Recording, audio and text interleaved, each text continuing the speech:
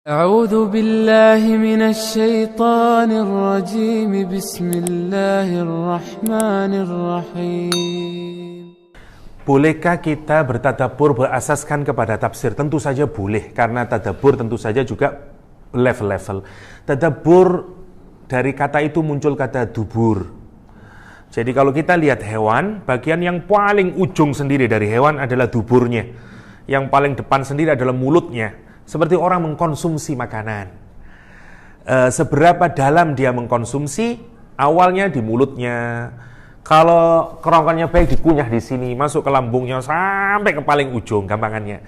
Atau seperti laut misalnya, kita bisa mendapati semuanya boleh melakukan proses tadabbur. Cuman tentu saja kualitas tadabbur seseorang ditentukan juga dengan seberapa banyak informasi yang dia dapatkan. Ya. Tapi sekali lagi, Quran tidak hanya urusan akal. Kadang tadabbur ada orang yang banyak pengetahuannya, tapi juga tersimpan di sodar. Karena dia tidak pernah masuk ke dalam qalb. Bahkan dia meragukan Al-Quranul Karim. Orang seperti Nasir Hamid Abu Zaid, kurang pinter apa orangnya? Jago bahasa Arab, profesor bahasa Arab Al-Azhar University. Dan profesor. Jago sekarang, buku-bukunya, saya membaca buku-bukunya, menarik. Ya. Tapi sekali lagi, dia makin menjauh dari Al-Quranul Karim. Dan bahkan sampai berkesimpulan Al-Quran cuman produk kultural saja. Dan segala macamnya. Ada sekian banyak, ada orang yang mungkin tidak banyak dia fahami dari Al-Quranul Karim, tapi proses tadabburnya dia karena tadi informasinya tidak hanya berhenti di sodr, tapi masuk ke dalam qalbnya, masuk ke dalam fuadnya, dan Allah bisa menggerakkan hatinya orang. Ya. Ada menarik, ada orang yang hatta mendengarkan bacaan Al-Quran dia nangis, meskipun dia tidak tahu maknanya. Masya Allah, ada orang yang tahu maknanya, tapi dia tidak menangis. Karena mungkin ada sombong dalam hatinya dan segala macamnya. Prinsip dalam Al-Quran, ya, Allah akan memalingkan Al-Quran kepada orang yang hatinya sombong. Tasrifu an ayati alladziina yatakabbaruna fil ardh. Orang dipalingkan dari Al-Quran, orang-orang yang sombong. Orang yang sombong itu yang harus kita jauhi. Tentu saja tafsir sudah amat sangat cukup untuk kita mentadabburi Al-Quranul Karim. Saran saya adalah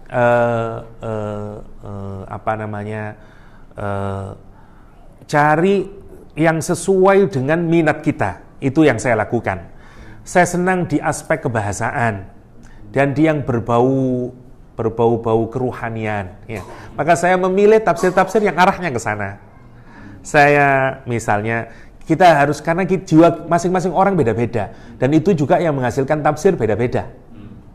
Maka menurut saya cara yang paling mudah agar kita ini cepat dalam proses tadabbur, maksudnya ada chemistry-nya lah, ada connect dengan sang pengarang atau sang mufassir, adalah cari yang paling kita sukai dari model tafsirnya. Itu yang sangat membantu kita, karena tafsir banyak sekali.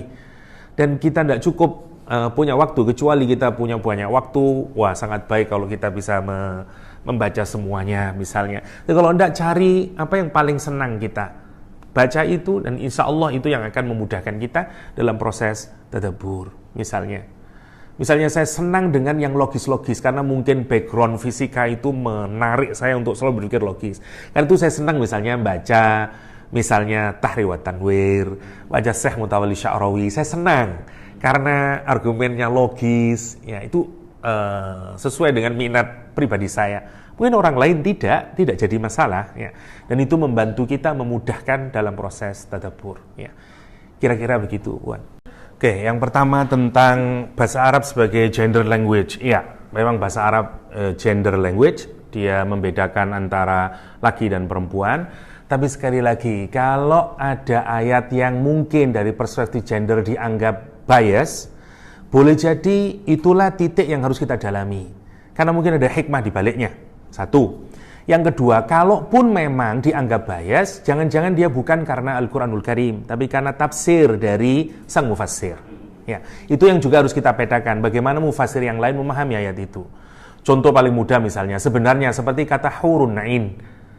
Kita mau terjemahin apa sebenarnya hurun ini, itu susah. Ya. Saya tidak tahu di sini ditafsiri bidadari sama. Karena sebenarnya istilah itu dari Hindu, dari Buddha. Bidadari itu bukan bahasa Melayu asalnya, dia dari Sanskrit kalau saya tidak keliru.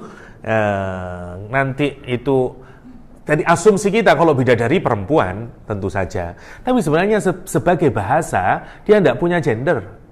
Hurun ain, gini, orang Arab itu obsesif sekali dengan semua yang berhubungan dengan air. Karena daerahnya tandus, begitu ada mata air, dia senang. Semua yang indah-indah dikasih ain. Ya, mata air, ain. Bagian dari tubuh kita yang paling moist, ain. Ya, kuda yang sangat baik, ain. Perempuan yang pasangannya juga paling cantik, ain. Hurun ain. Hurun ain. Kita nerjemahin dengan bidadari. Macam-macam sebenarnya. Ada yang mana asalnya itu hurun ain, mata yang terbelalak.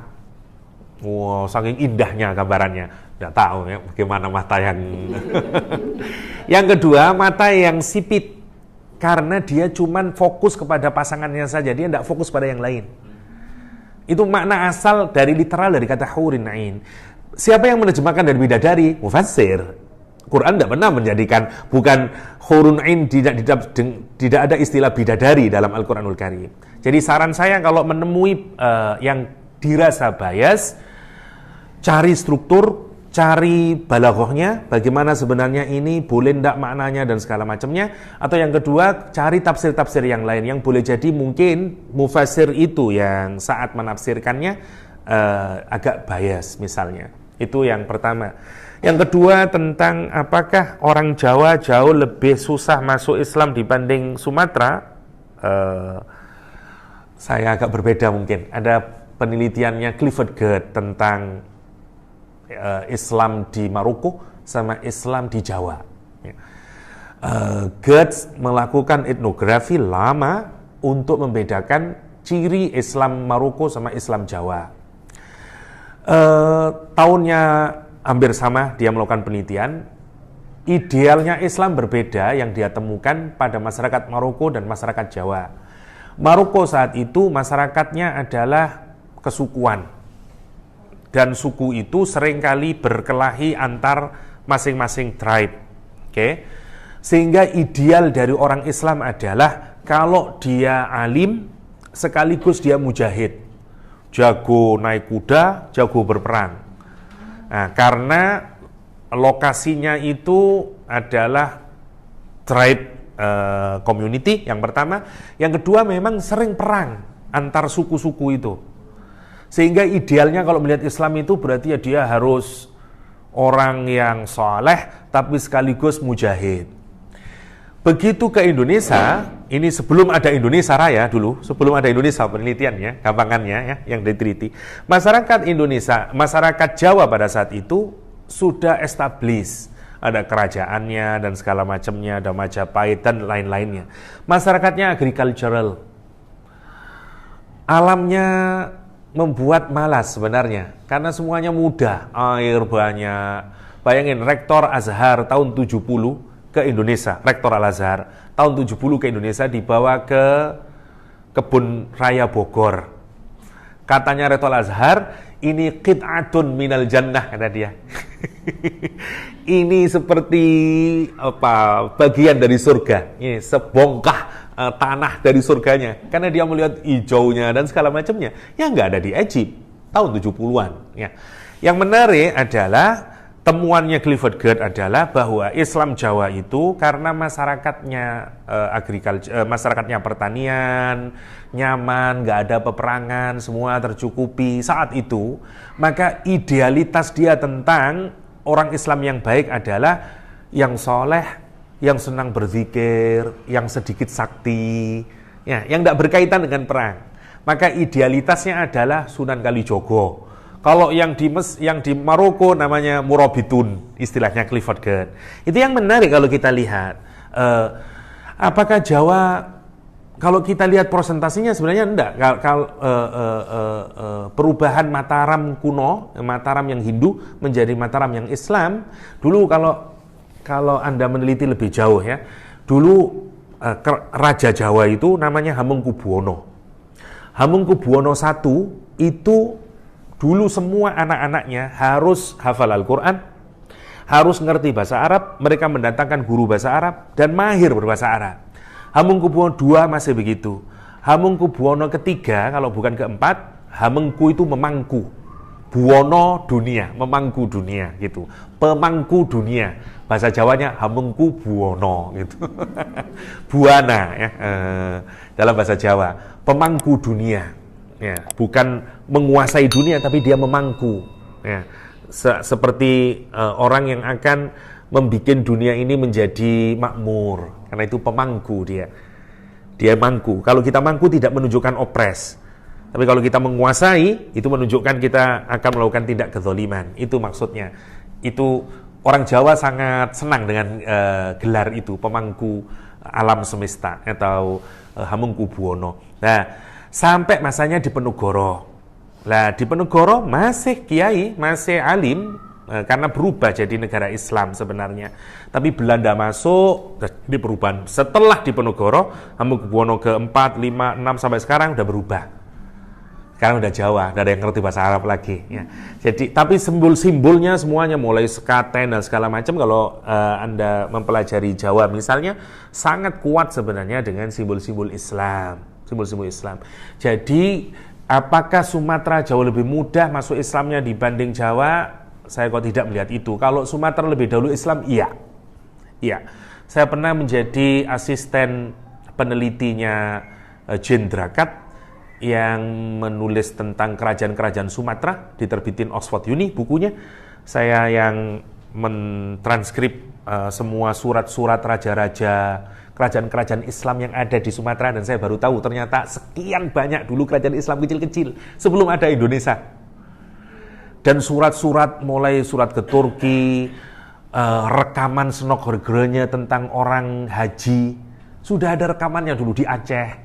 Masya Allah. Dan itu semua dimiliki oleh siapa? Belanda. Ya. Orang Indonesia tidak punya. Ya. Karena dicuri semuanya oleh orang Belanda. Yang menarik, saya juga baru tahu ternyata banyak kerajaan-kerajaan kecil. Dan ada surat-suratnya masih. Surat raja yang disimpan di Leiden Uni. Karena kita ada dulu kerjasama, saya menerjemahkan karena sebagian ada bahasa Arabnya, ada bahasa Melayunya, dan segala macamnya. Itu yang menarik. Kalau memang Sumatera lebih dahulu, iya. Memang Sumatera lebih dahulu masuk Islam. Karena jalurnya jalur laut, ya. Karena itu kerajaan Syekh Kuala yang pertama kali di Aceh sana. Terus nanti ke Sriwijaya, masuk ke Filipina. Ya, makanya sama saja sebenarnya terus masuk sampai ke pinggiran Jawa, ya, dan semuanya akhirnya menjadi masuk Islam. Ya, menarik memang, apalagi kalau kita mengaitkan kajian sosial terutama ke dalam masyarakat Islam, itu tentu saja sangat menarik, ya. Dan sekali lagi, gender memang sangat, misalnya ada banyak orang yang juga harus hati-hati kalau mengkaji gender, karena ada sekian banyak buku yang seakan-akan mau menunjukkan Islam sebenarnya support terhadap gender, tapi justru malah bukan menyuarakan suara Al-Quran itu sendiri. Ya, harus hati-hati, seperti orang seperti Aminah Wadud. Ya, ada bukunya yang cukup menarik sebenarnya, Quran dan Perempuan, punyanya beliau, yang mentafsiri kata min nafsin wahidah, ya, dan segala macamnya. Menarik untuk difikirkan, tapi sekali lagi, kalau saya percaya bahwa bahasa Al-Quran adalah bahasa yang paling perfect, saya tidak percaya kalau ada bias. Kalaupun salah, saya menyalahkan diri saya sendiri, karena mungkin saya belum tahu apa di balik maknanya itu. Kenapa Allah menggunakan redaksi itu? Saran saya adalah cari terus dan lihat bagaimana dulu orang Arab klasik menggunakannya. Boleh jadi dari situ kita akan mendapatkan hikmahnya. Kenapa Allah misalnya menggunakan redaksi muannas, kenapa mudzakkar, dan segala macamnya. Kira-kira begitu. Itu saja dari saya. Mohon maaf karena kurang persiapan, ya.